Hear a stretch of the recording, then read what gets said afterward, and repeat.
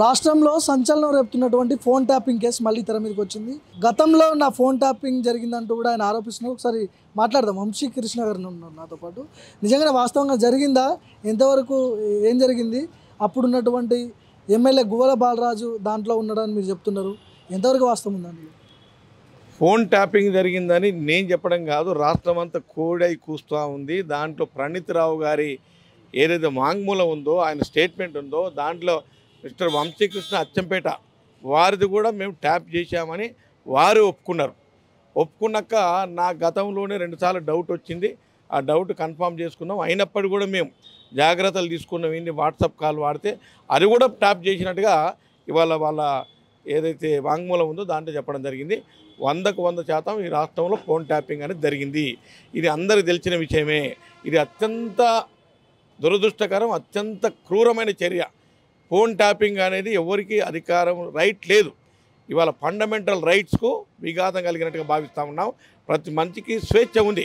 నా స్వేచ్ఛను హరించడమే అంటే నాకు ఎన్నో రకాల వేరే వేరే రకరకాల మనుషులతోటి కమ్యూనికేషన్ ఉంటుంది, కానీ దాన్ని ట్యాపింగ్ చేసే అధికారం ఈ దేశంలో ఎవరికి లేదు. అది డాక్టర్ బిఆర్ అంబేద్కర్ గారు ఇచ్చినటువంటి ప్రాథమిక హక్కు.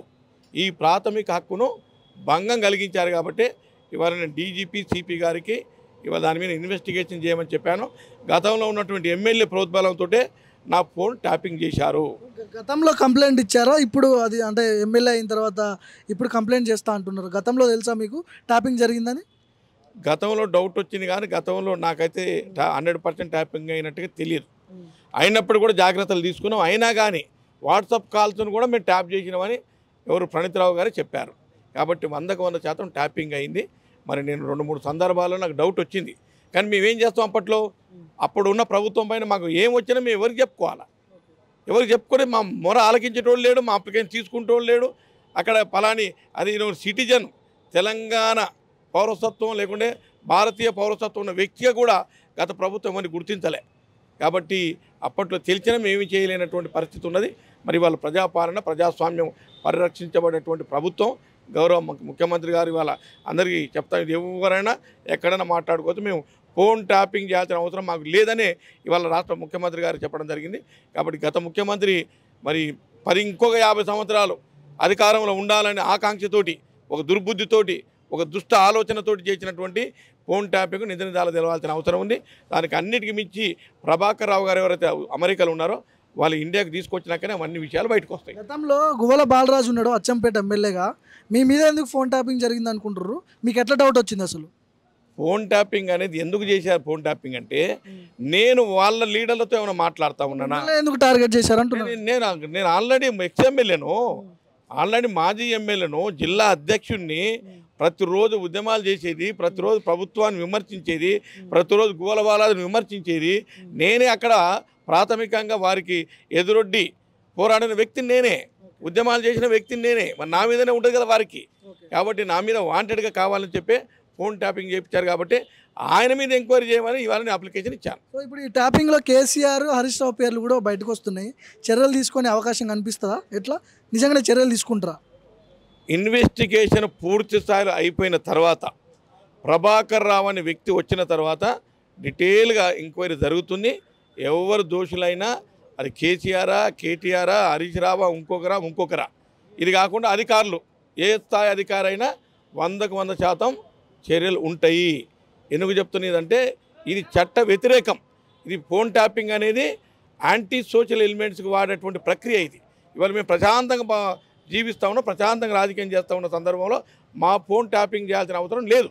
అయినప్పుడు కూడా వాళ్ళ దుర్బుద్ధితోటి మేమే గెలవాలి, వీళ్ళు ఏమేం చేస్తుండ్రు, వీళ్ళ పన్నాగాలు ఏమున్నాయి, ఎక్కడ ఏమేమి స్కెచ్ చేసిండ్రు, వాళ్ళ స్ట్రాటజీ ఏంది తెలుసుకొని దాని వ్యతిరేకంగా విరుద్ధంగా దాన్ని కౌంటర్ చేయడం కోసమే ఫోన్ ట్యాపింగ్ చేశారు. సో ఇంటెలిజెన్స్ అదనపు ఎస్పీ భుజంగరావు ఆయన కొన్ని సంచలనమైన వ్యాఖ్యలు చేశాడు. మేము కావాలనే అంటే కేసీఆర్ గారి ఆదేశాల మేరకే మేము ఫోన్ ట్యాపింగ్ చేసాం, ఇందులో మా తప్పేం లేదు, పైనుంచి ప్రెజర్ ఉంది చేసినాం. సో ఇట్లా మాట్లాడుతుంటారు, ఏం చెప్తారు?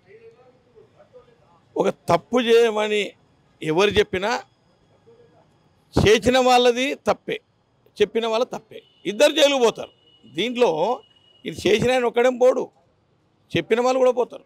అంటే ప్రొవోకేట్ చేసిన వాళ్ళు వాళ్ళకి ఎంకరేజ్ చేసిన వాళ్ళు, మోటివేట్ చేసిన వాళ్ళది కూడా ఉంటుంది, వాళ్ళకు కూడా సెక్షన్ ఉన్నాయి. కాబట్టి ఇద్దరు ఇటు వీళ్ళు చేసిన వాళ్ళు, చేయించిన వాళ్ళు ఇద్దరు పోతారు. మర్డర్ చేసినోడే పోడు, మర్డర్ చేయించినోడు కూడా జైలుకు పోతాడు. ఇది కూడా సేమ్ అదే. గువ్వల బాలరాజు మీద చర్యలు ఉంటాయా మరి? అది నిజమని తెలిసిన తర్వాత, ఇన్వెస్టిగేషన్లో అది నిజమని తెలిసిన తర్వాత గువ్వల బాలరాజు గారు వాళ్ళ తాత ముత్తాత కూడా ఉంటాయి. ఎవరిని వదిలిపెట్టరు. మాజీ ముఖ్యమంత్రిని వదిలిపెట్టారంటే గువ్వల బాలరాజుని ఆయన లెక్కింది. ఆయన 100% పోతాడు. కాకపోతే ప్రూవ్ కావాలి. ఇన్వెస్టిగేషన్ చేసి దానికోసమే కదా.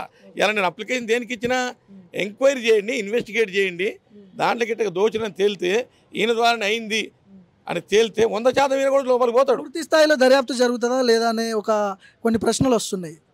100% పూర్తి స్థాయిలో ఇన్వెస్టిగేషన్ జరుగుతుంది, దర్యాప్తు జరుగుతుంది. ఈ రాష్ట్ర ముఖ్యమంత్రి గౌరవనీయులు రేవంత్ రెడ్డి గారు 100% దీని మీద ఎంక్వైరీ చేయిస్తారు. ఎందుకంటే ఇవన్నీ కంప్లైంట్స్ వచ్చినాయి, ఇవన్నీ ఇంకా వారి మీద కూడా చేశారు కదా.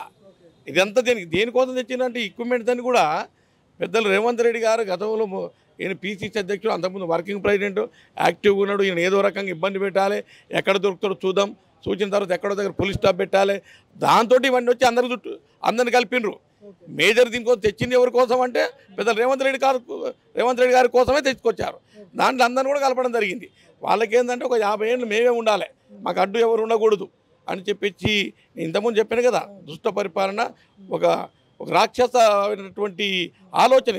ఈ ఆలోచనతోటే వాళ్ళందరూ కథమైపోతారు. కేటీఆర్ ఏమంటున్నాడంటే ఫోన్ ట్యాపింగ్ చేస్తుంటే ఒక 2-3 దుర్మార్గులా చేసి ఉండొచ్చు, అందరిది ఎందుకు చేస్తారు, ఇప్పుడు మీ ప్రభుత్వంలో చేయట్లేదా అని మాట్లాడుతున్నాడు. మా ప్రభుత్వంలో ఫోన్ జరుగుతుందా? మీ ప్రభుత్వంలో? మా ప్రభుత్వంలో ఫోన్ ట్యాపింగ్ అనేది లేనే లేదు. మా ముఖ్యమంత్రి గారు ఇప్పుడే స్టేట్మెంట్ ఇచ్చారు, మాకు ఫోన్ ట్యాపింగ్ చేయాల్సిన అవసరం లేదు, ఏదున్నా ఓపెన్గా మాట్లాడతాం, సీక్రెట్గా మాట్లాడేది ఏమి లేదు, దీంట్లో చేయాల్సిన అవసరం కూడా లేదు. మాకు అన్నిటి కూడా అంటే తెరిచిన పుస్తకం మాది. గతంలో లేదు, ఇప్పుడు లేదు, రేపు కూడా లేదు. 100% ఓపెన్గానే ఉంటుంది. కానీ గతంలో అందరూ వాట్సాప్ కాల్ చేసేది, ఇప్పుడు నార్మల్ కాల్ చేస్తున్నారు. అదే ఆ డిఫరెన్స్ వచ్చింది. కావాలంటే మీరు జనరల్ పబ్లిక్ని అడగండి. Thank you.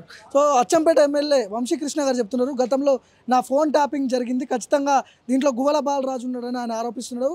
కేసీఆర్తో పాటు హరీష్ రావు పేరు కూడా ఇందులో వినిపిస్తూ ఉంది. ఎంత పెద్దవారైనా ఫోన్ ట్యాపింగ్ కేసులో ఖచ్చితంగా జైలుకు పోయే అవకాశం ఉంటుందని కూడా చెప్తున్నాడు. కెమెరా పర్సన్ మణితో భార్గవ్, మైక్ టీవీ, గాంధీ భవన్ నుంచి.